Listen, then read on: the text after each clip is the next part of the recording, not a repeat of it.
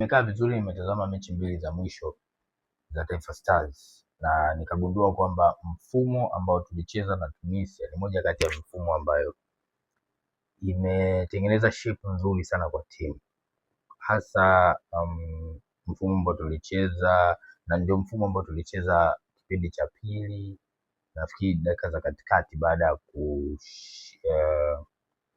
baada ya kushinda tule goli, Gamondi akafanya mabadiliko ya kumuingiza Jobu pamoja na Mnoga, nakumbuka kitu kama hicho. Na of course nimemuelewa Gamondi kwamba alikuwa anataka kutafuta balance nzuri ya, kwa sababu tungekuwa na Kapombe afu tungekuwa na Mohamed Hussein, ni kwamba timu ingekuwa inashambulia kwa pande zote mbili, yani timu ingekuwa inaenda huku kulia na timu ingekuwa na uwezo wa kushambulia kushoto. Lakini sasa kulingana na watu ambao tunacheza nao ni kwamba wana quality kubwa, ilibidi tu balance, tuchague upande gani ambao tutatumia sana sana kwenye kufanya nini, kwenye kushambulia. Ndio maana ukumbuka hata kwenye game ya Uganda tulitumia sana kushambulia upande wa Shabalala. Shabalala alikuwa anapiga sana kosi nyingi. Sasa mfumo huu ambao tulitumia kwenye kucheza na Tunisia, ambao katikati kulikuwa kuna Mabula, Miroshi pamoja na Faisal, mfumo ulionekana kufanya kazi kutokana na kwamba kulikuwa kuna mfumo ulifanya kazi vizuri sana kipindi cha pili, ambapo alipotolewa Mbwana Samata, alipoingia Selemani Mwalimu, pressing yake ndio ilikuwa key point ya huu mfumo.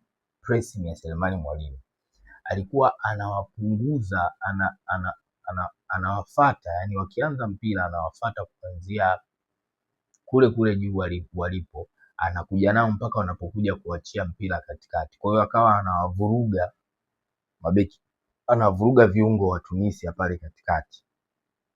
Lakini kitu kingine ambacho nimekigundua, Mnoga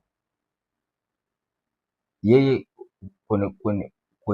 kwa sababu upande wa pili, upande wa kulia wa timu ya taifa ya Tanzania kulikuwa na Mnoga alifanya kama kupunguza, alikuwa anapunguza yale mashambulizi ambayo yanaingia upande wa kulia. Kwa hiyo mabeki wakawa na balance nzuri kusema kwamba upande wa huku na kama ulikuwa ukiangalia vizuri, alikuwa akienda Jobu akipitwa na mpira, Mnoga anakuja na intercept, kwa sababu Mnoga ana behaviors za kuwa namba mbili ambaye ni mkabaji, sio namba mbili mshambuliaji. Na ndio maana hata ukiangalia tulipokuwa tunaanza kuondoka kwa kutumia upande wake wa kulia, lazima tulikuwa tunafeli.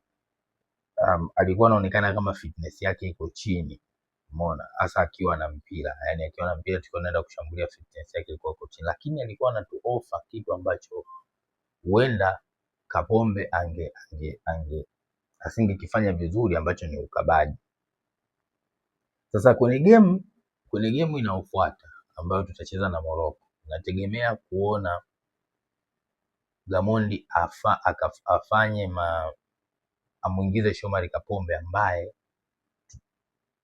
tutakuwa na mabeki watatu. Tutakuwa na Jobu, kutakuwa kuna Baka, Mwamnyeto, mabeki watatu wale ambao ni asili ya kucheza kwa kuwa mabeki wa katikati, lakini tutakuwa tunashambulia kwa pande zote mbili kwenda juu.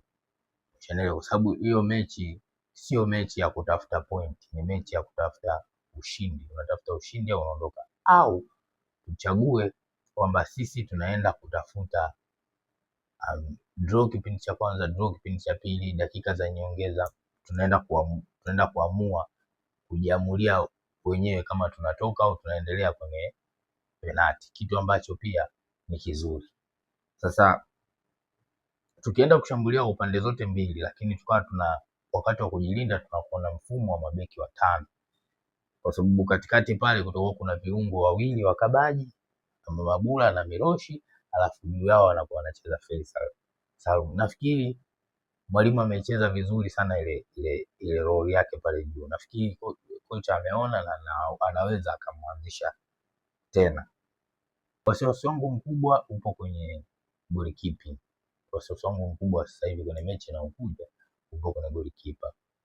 Nafikiri hata mwalimu naye anajua kabisa kwamba ana changamoto hiyo kwenye goalkeeping. Ila inshallah tuombe Mwenyezi Mungu huenda hii game tukafanya maajabu kama yaliyotokea katika game ya Tunisia, lakini kwenye makaratasi ni kazi ngumu sana.